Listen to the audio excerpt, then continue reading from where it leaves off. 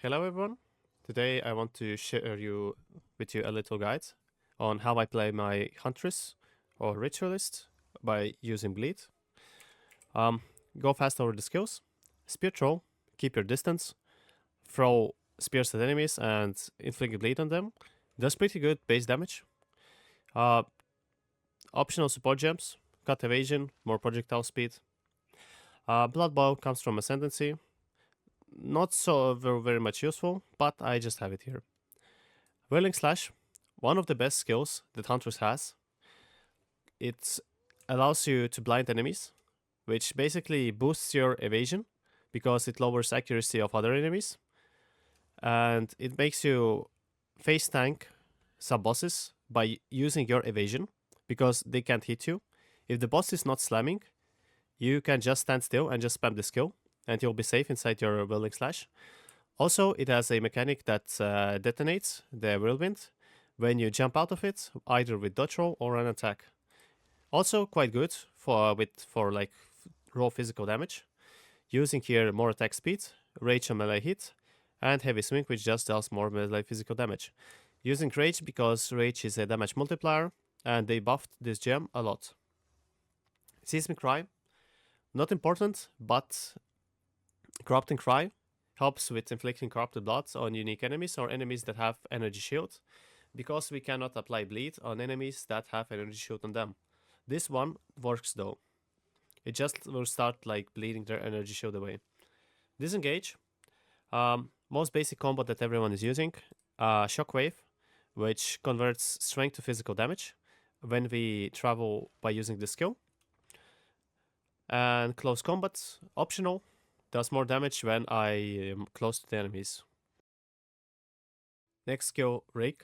We use Rake to inflict bleeding because it like basically always inflicts bleeding on hit.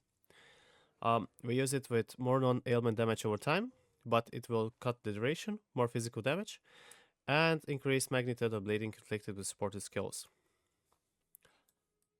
Then we come to Herald of Blood, our first buff. You should take this buff as soon as possible. Herald of Blood is an interesting buff. So when enemy is suffering blood loss, it's like a dark red HP bar on enemy's HP. It will, when they die, it will explode. And I have here level 3 support gem, which is Hemocrystals. It adds even more explosions, completely optional. But what I would suggest, I think it's level 2, it's Reach. So it will make our skills have less accuracy rating, but more area of effect. And because Herald of Blood cannot be evaded, this is just a free AoE for you. Next skill, Blood Hunt. Mainly used to detonate bleeding. I use it to detonate bleeding on bosses. Or not bleeding, but the blood loss effect that we talked about in previous skill. More damage with hits against enemies that are low on life. And more stun build up. More stun build up is important because this build is also really good at stunning enemies. That's why we also have Overwhelming Presence.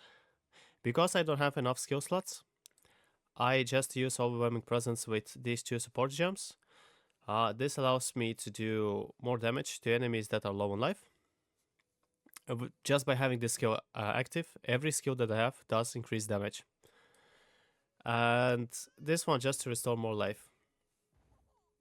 Then we come to the probably the best skill that they added is Bloodhound's Mark. It allows us to stun enemies when we have bleeding on them. So every tick enemy bleeds, they get stunned. Their stun bar also bleeds. I use armor break support just because I need armor break for further mechanics. And life thief, which doesn't work here, so it doesn't matter.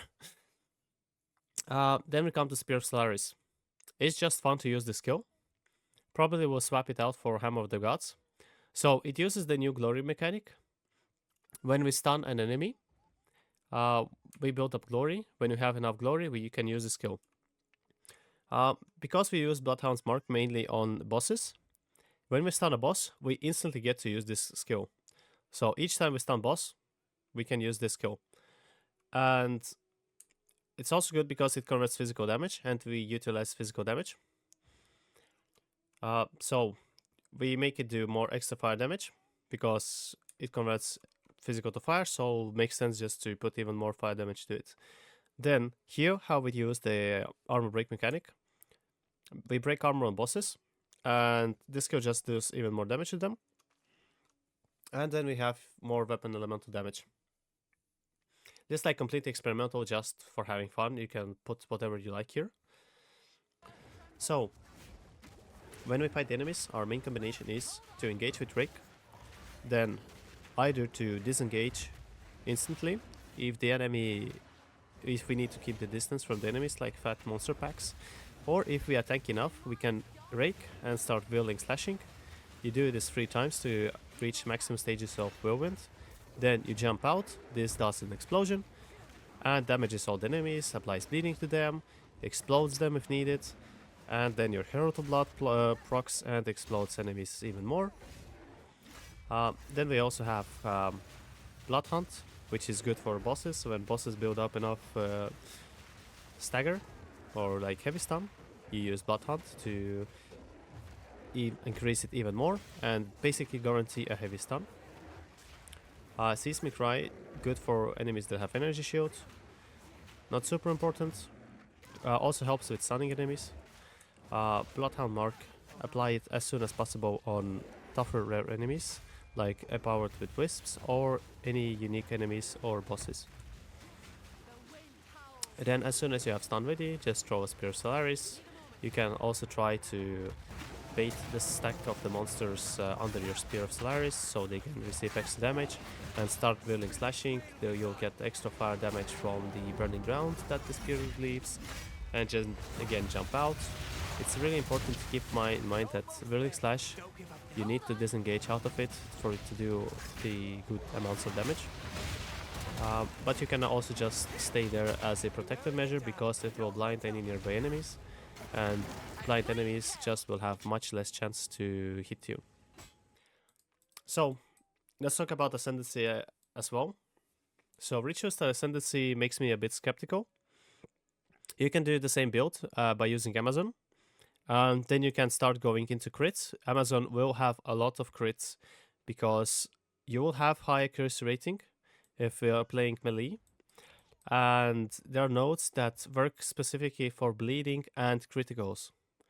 So you can just get free critical like magnitudes. You can have even higher chance to aggravate bleeding. You even get even more crit against bleeding enemies. Then you can find nodes that utilize bleeding and criticals together. So here, we go for the extra ring slot, and we go by using reduced maximum mana node.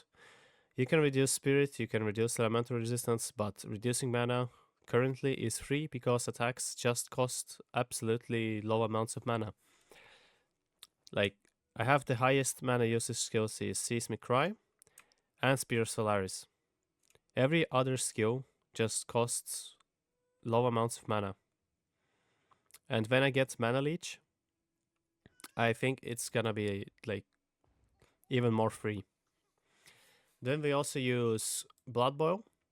At first I recommend to go increased physical damage node here and then taking Blood Boil, because in early game maybe it's not worth it to reduce your mana and get this ring slot because your rings will suck. That's why I also haven't gone here yet, because rings are not good enough here yet to take increased damage bonuses. I would rather have this Blood Bow. And Blood Bow is basically a skill that every time you're next to the enemy, it gets Blood Bows. When you kill the enemy, it pops it and applies corrupted blood to enemies around it. Sadly, it doesn't work on unique enemies, and like if the boss doesn't have any minions around it, this skill becomes completely useless. I hope they do something with it, but should be good for clearing. Also, presence area effect got nerfed, which makes this skill even worse. And like you can invest into presence area effect here. It will increase like from 4 meters almost up to 6 meter radius. But, you know, if you want, you can do it. Also, I want to warn you about ritual sacrifice. Probably a lot of you are looking towards having this headhunter effect, like this skill allows. And it's good on paper, it's bad in practice. It sacrifices a corpse. And if we read here, Herald of Blood, it destroys the corpse.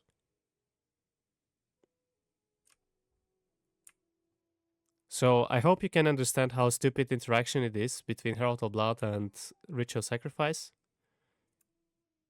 But basically it means you cannot have, like, most likely the corpse of the rare monster that you would sacrifice to receive the mobs modifiers is gonna be just not there.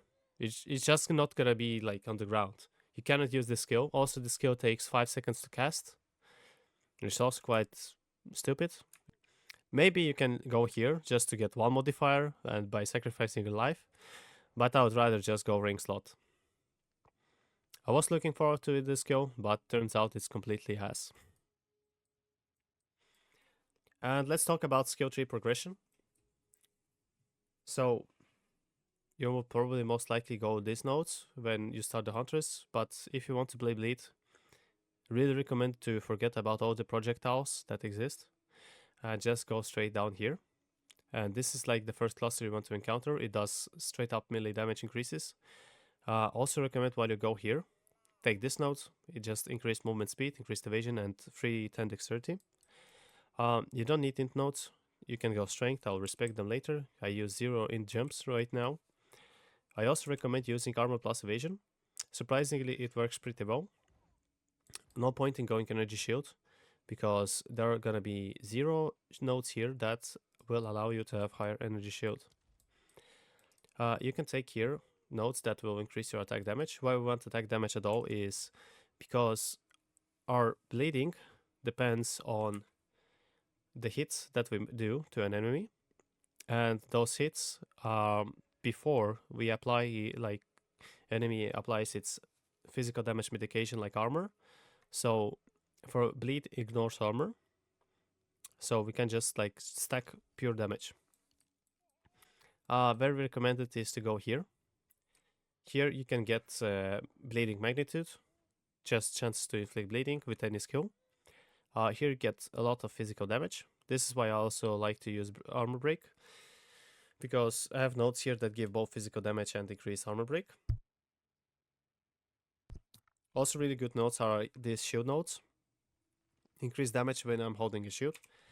I am holding a shield, and this is if you get a good roll on block chance on your shield, this node will give you quite a lot of damage. Mine gives 20 because I don't have any rolls for block chance, but before I had a shield that had like almost 40% block chance, so it gave me twice as much damage as my current shield. Then next important is to go here.